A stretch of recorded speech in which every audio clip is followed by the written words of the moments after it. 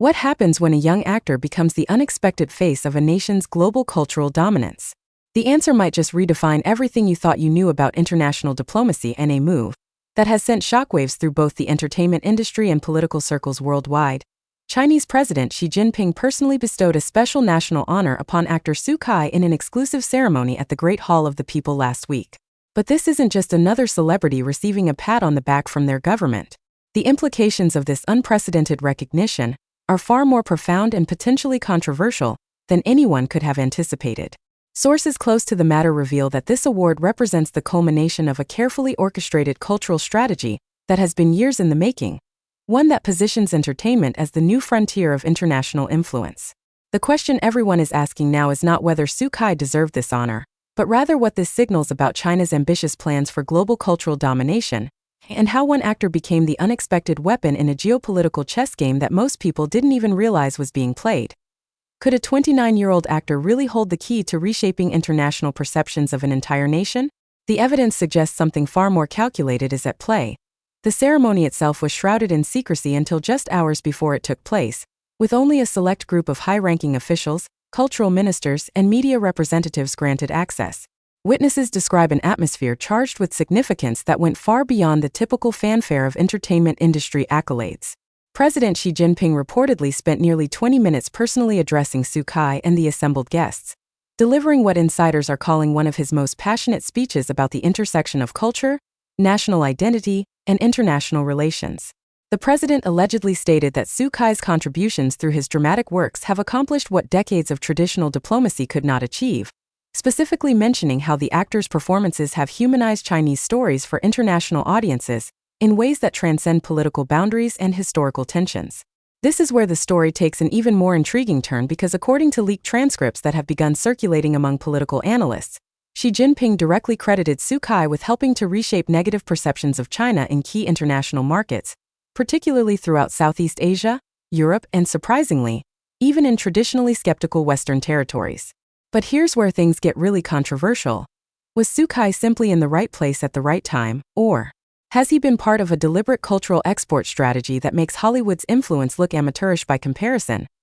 The backstory reveals a pattern that industry insiders have been whispering about for months, but were too cautious to discuss publicly until now. Over the past 5 years, Xu Kai has starred in an extraordinary number of period dramas and contemporary series that have achieved something remarkable: massive international success that extends far beyond the typical diaspora audience. Productions like The Legends, Arsenal Military Academy, Rot Tan, The Blooms at Rui Pavilion, and most significantly, the Eternal Love series have collectively garnered billions of views across international streaming platforms, breaking viewership records in countries where Chinese entertainment had previously struggled to gain meaningful traction. What makes this pattern particularly noteworthy is the timing and distribution strategy employed.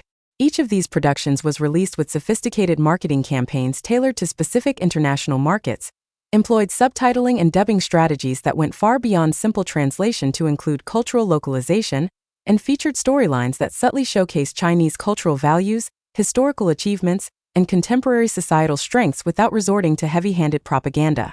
Entertainment industry analysts who have been tracking this phenomenon point out that the success of Xu Kai's dramas represents a masterclass in what they call soft power projection through parasocial relationships. Unlike traditional cultural diplomacy that relies on formal exchanges, cultural festivals, or educational programs, the strategy employed here leverages the emotional connections that audiences develop with actors and characters. When international viewers spend 40 to 60 episodes falling in love with Xu Kai's characters, they're simultaneously absorbing Chinese language, cultural practices, historical narratives, and value systems in a context that feels entertaining rather than educational or political. Several media scholars have noted that this approach is significantly more effective than traditional propaganda, because audiences willingly seek out this content, pay for subscriptions to access it, and enthusiastically recommend it to friends and family, creating organic networks of cultural influence that no government program could artificially replicate. The numbers tell a story that is impossible to ignore, and perhaps even more impossible to dismiss as coincidence. According to data compiled by international streaming analytics firms, Xu Kai's dramas have been watched for a cumulative total of more than 15 billion hours across all platforms and territories. To put this in perspective, that represents more viewing time than the entire population of Earth could accumulate if every single person watched for 2 full hours. The geographic distribution of this viewership reveals strategic penetration into markets that Chinese media has historically found challenging. In Vietnam, Thailand, and the Philippines, where political tensions with China have sometimes run high, Xukai's dramas consistently rank among the top 10 most watched programs. In European markets like Spain, Italy, and surprisingly Poland, his period dramas have sparked unprecedented interest in Chinese history and culture, with universities reporting significant increases in enrollment for Chinese language and history courses.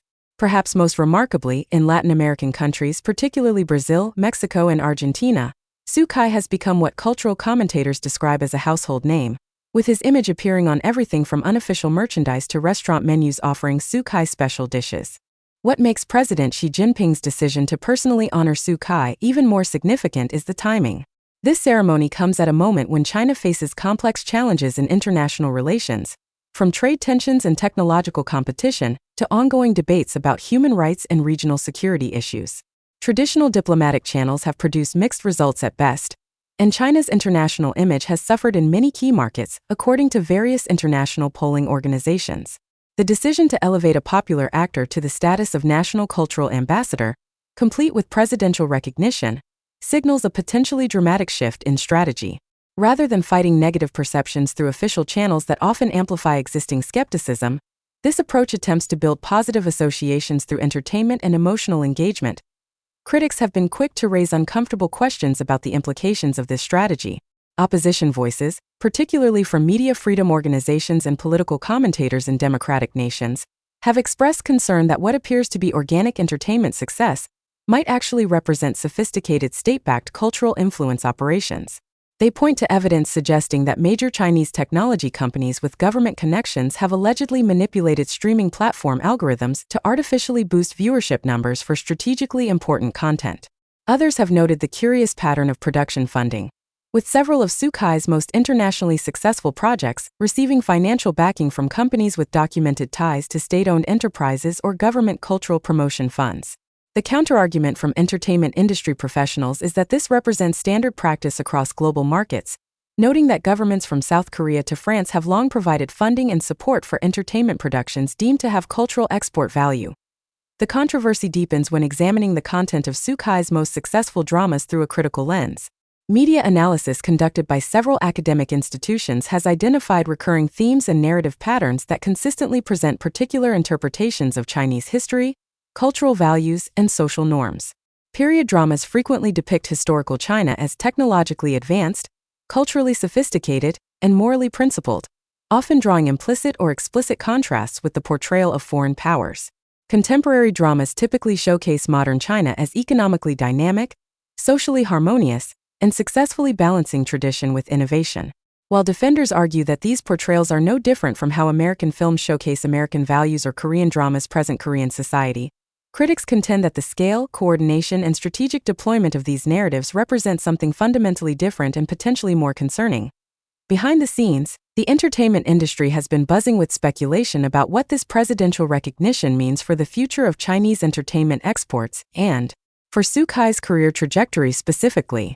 Talent agents and production companies throughout Asia report receiving inquiries from Chinese production entities seeking actors who can potentially replicate Xukai's international appeal.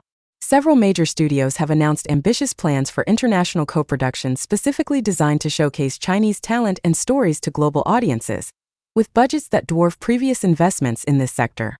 The message seems clear. What Xukai has achieved is not viewed as a fortunate accident but rather as a replicable model that China intends to scale dramatically. For Xukai personally, this recognition places him in an extraordinarily complex position. On one hand, receiving direct acknowledgement from the nation's highest leader represents the absolute pinnacle of recognition that any Chinese public figure could achieve. The honor comes with significant material benefits, enhanced social status, and guaranteed access to the most prestigious projects and opportunities within the Chinese entertainment system.